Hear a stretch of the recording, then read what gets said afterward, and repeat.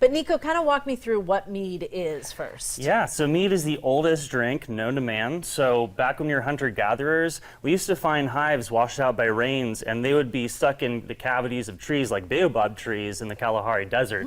It would start wild fermenting as the rains wash that honey, and as the water activity goes up, you get an alcoholic brew. So that would happen independently in different cultures, whether it was Asia, where farmers or wild foragers were finding honey that was on the side of cliff faces in Tibet, and they'd knock it down, carry it, and some rainwater would get in their bladder and create mead.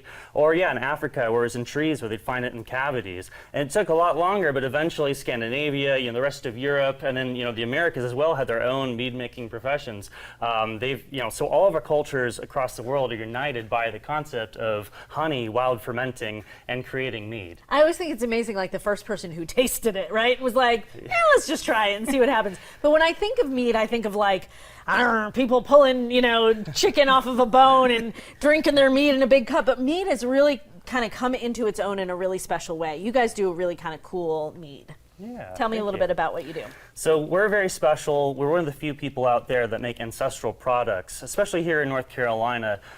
We use our wild raw honey that we're getting here from our beekeeper, Samantha Fox, and we're stirring that every day with the well water from our mountainside in the brushies. So that stirring action helps to incorporate wild yeast and gets it to wild ferment. Once it reaches a certain level, we actually bring it into a winter room where it slows down fermentation, causes it to crash the yeast out, and then we'll bottle from there after a few different rackings, which means we take the water and the liquid off of the yeast and it clarifies it after a few tries. And this is what they did thousands of years ago. And then we bottle it. In the bottle, we bring it to the spring room. In the spring room, it wakes back up, comes to life, and becomes a little bit carbonated. So Samantha, we couldn't do any of this without the bees.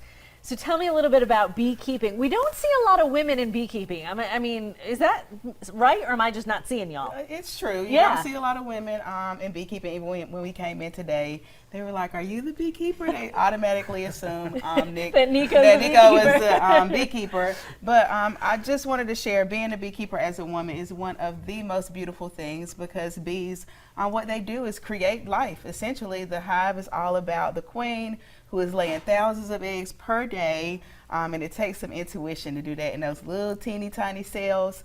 So I enjoy being able to express it in a different way that you might get from a male perspective, because it's so nurturing and loving.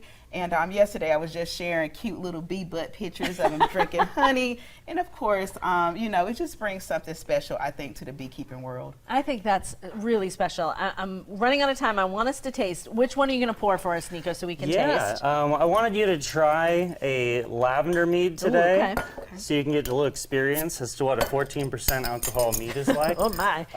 But this is wild fermented. There's only 3 ingredients to it. So you have honey, you have lavender, and you have natural well water. Okay, while we're tasting, Samantha, tell me what this partnership has meant to you. It's kind of a whole different area to bring your business into. It is. It is a big leap for me to be able to get at a national distribution level, as easily as I've had, or as quickly as I have with my business.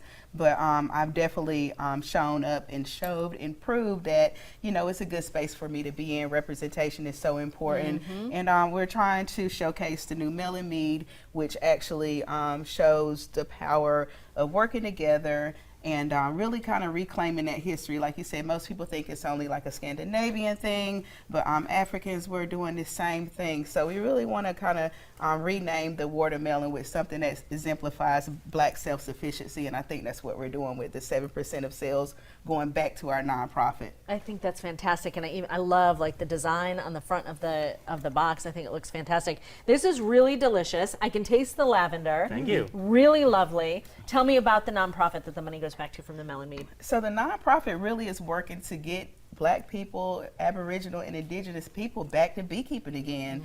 It's been a space that we've been left out for quite a while. And like I said, I'm really trying to reclaim some history, some time, and get folks back interested in the old ancestral ways. These are ways that we can preserve culture by paying homage in such a beautiful way to the watermelon and the honey and the people behind it.